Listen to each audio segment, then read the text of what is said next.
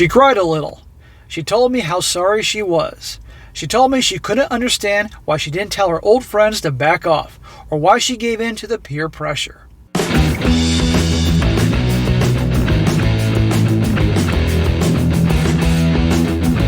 Welcome back to They Did What? Your source for the internet's craziest, most entertaining stories, where I go over them, analyze them, and most certainly make fun of them.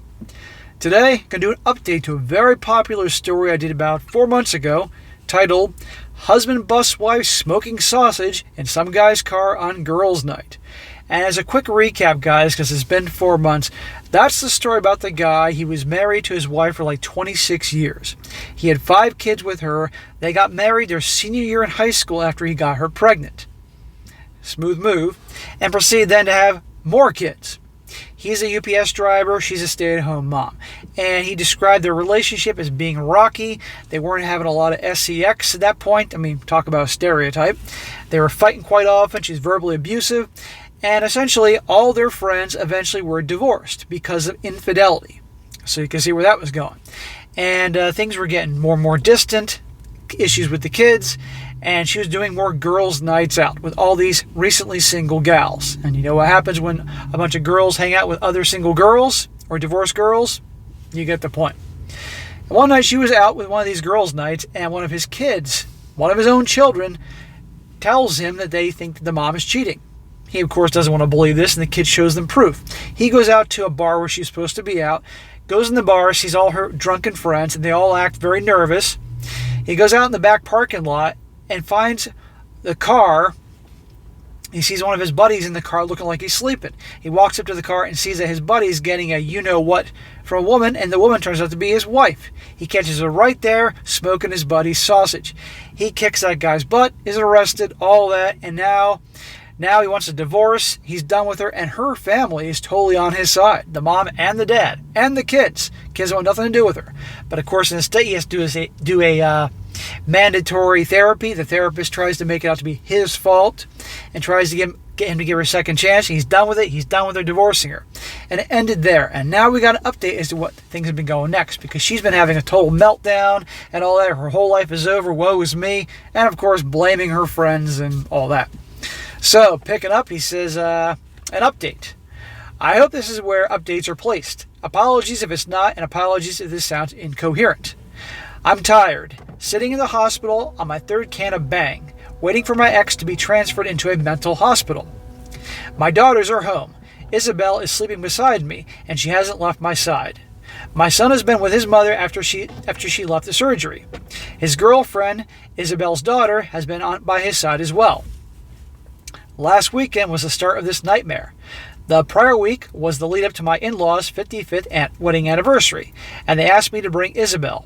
Since we made it official, they've been kindly asked me to not bring her to functions to avoid tension, and I obliged. This time, however, they asked if she could come. Isabel is the new girl he started dating once he and his wife broke up. Or at least they're still married, because the state is making it complicated, but he found a new girlfriend. She looks like, apparently, an older version of Vanessa Marceau, or whatever, however you pronounce her name. That hot chick from that show, Las Vegas, from like 20 years ago. I think she was on a soap opera. She was in The Rock with Nicolas Cage. She was a hottie back in the day. She's probably still hot now for her age. And they've taken to her. And the kids like her too. Except the ex-wife. For the past month, my ex has been a bit erratic. She had several physical altercations with her old friends. One of them got a broken nose, one had a busted lip, and the last one was shoved out of a Circle K. Each time the police were called, and considering how small our county was, they just took her to her parents' house. I tried telling my in-laws that she should be taken to a hospital for evaluation. It even blew up into a shouting match, but in the end, I conceded I should have fought harder. He's in a tough spot because this is the mother of his kids. So obviously, for his kid's sake, he doesn't want things to get too crazy with his ex. But still, look at her behavior. And I want to point out also, again, that she blamed all her friends for her cheating. It's not my fault. Oh, no. It's my friends. And she was having this affair with his friend, I might add, for months. I think it was 4 months. And now she's losing it and going mental because she destroyed her family. And this guy was a good guy to her, if you all remember the story. And I'll post a link to the original story in there so you guys can check it out in case you didn't see it. Now listen to this. On Saturday, we all showed up at my in-laws' anniversary party, and to me, Debbie appeared off. I pulled her to the side and said it was the first time I'd actually spoken to her. And it was actually the first time I'd spoken to her. I asked her if she was all right, and she faked a smile, trying to tell me that she was okay. But I called her out on it, and she cried a little. She told me how sorry she was. She told me that she couldn't understand why she didn't tell her old friends to back off, or why she gave in to the peer pressure. Just take accountability and blame for your actions. She's blaming the friends. It's their fault I cheated. It's not my fault. I never would have done it if it wasn't for my friends egging me on. And while, don't get me wrong, that's what these gals will do. You know, you watch out who your girl hangs out with, but still, she's a grown-ass woman, grown-ass adult. It's her fault. I wouldn't talk to her. Why should he talk to her? She told me that she destroyed our family, and seeing how I'm with Isabel now only made her miss me more and wish she appreciated what she had.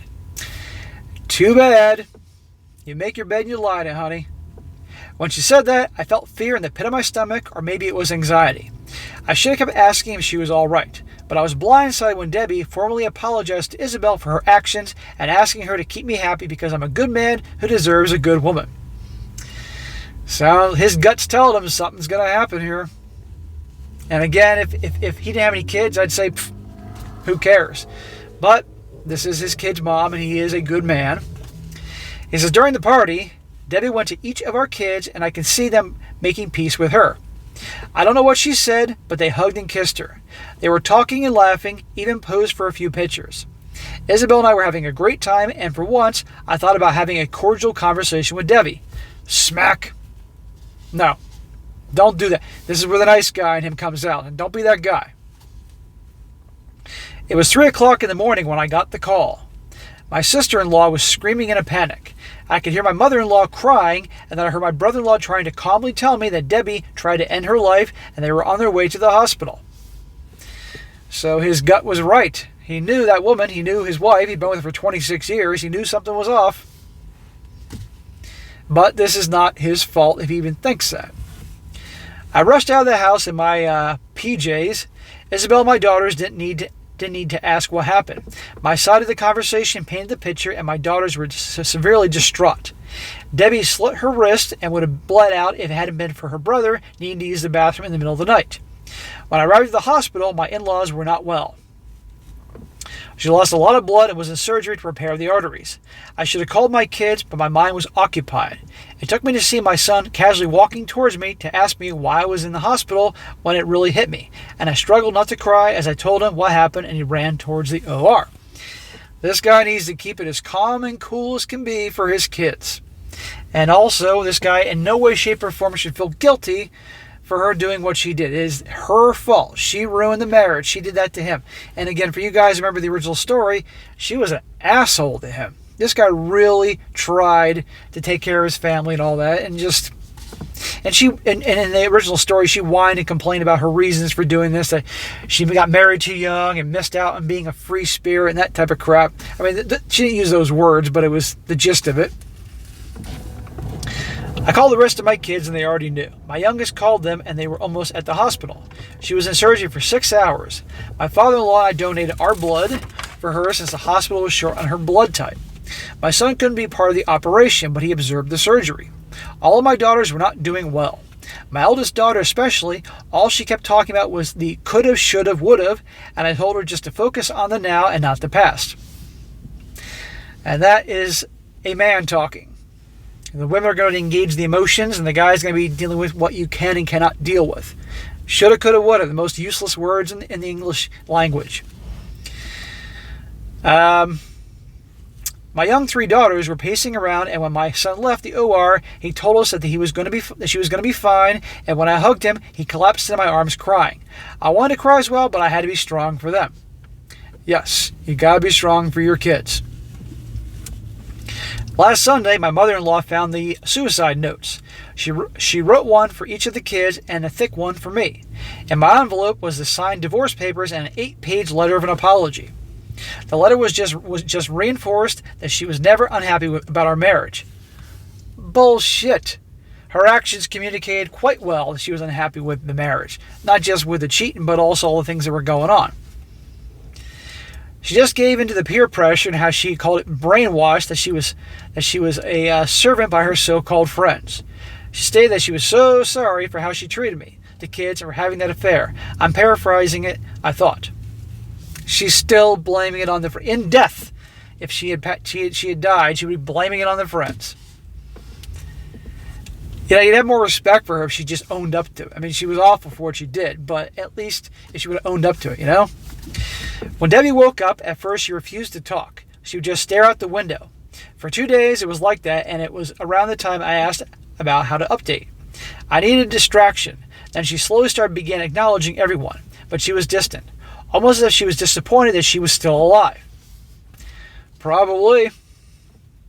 You know, it sounds harsh, but there's a part of me really thinks, because I've done a story similar to this, that this was done on purpose, as a final way to get pity, to maybe in a desperate attempt, like she knew that her brother would come in, maybe she made a bunch of noise right before she did what she did to try to end her own life, knowing someone would come in and see her.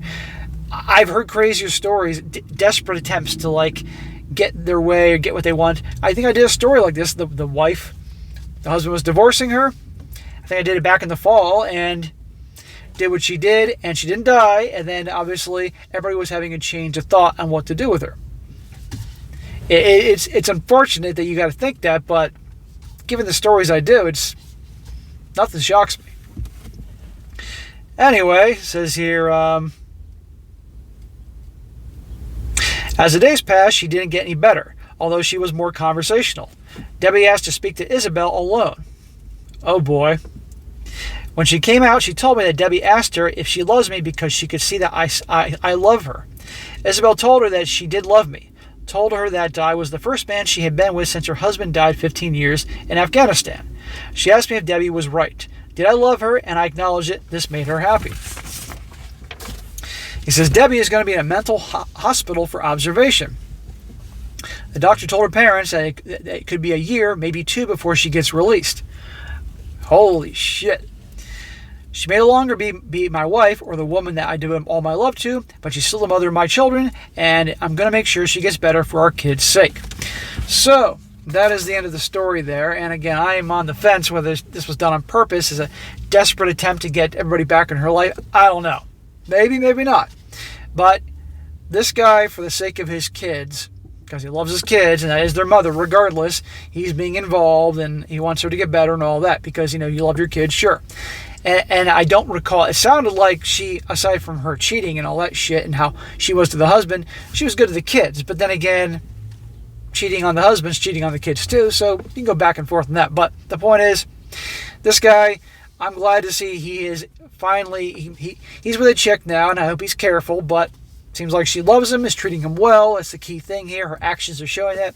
I wish this guy the best, because in these stories, these guys get royally screwed, no pun intended, and they deserve a break. And it looks like here, in terms of with his new girl, things are going well, good relationship with the kids, but this thing with the ex ain't going to go away. And something tells me there's always going to be an issue. But in my opinion, if he didn't have any kids, be like, hey, I would have had nothing to do with her after, regardless. But I'm a heartless bastard, so that's just me.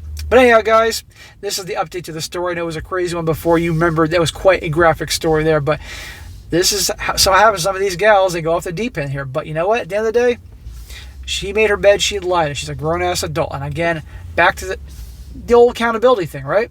Blaming the friends, blaming the alcohol. Oh, and I loved him so much during the marriage. No, you didn't. If you truly loved the guy, you would have done all what you did. You would try to work on it. You would have communicated, not this bullshit. So, all right, guys, that is it for today. Be sure to comment down below. Let me know what you think about this. Let me know. Do you think she may have done it on purpose in a desperate attempt to maybe get this guy back? I'd like to hear your opinion on this, because crazier things have happened. And also, guys, if you got a good story you'd like to share, by all means, email to me, strongsuccessfulmale@gmail.com. Just make sure you include the link to the story. Usually it's on Reddit, and I'll definitely cover it down the road. And be sure to like the video, share it with your friends, and subscribe. And I'll catch you next time.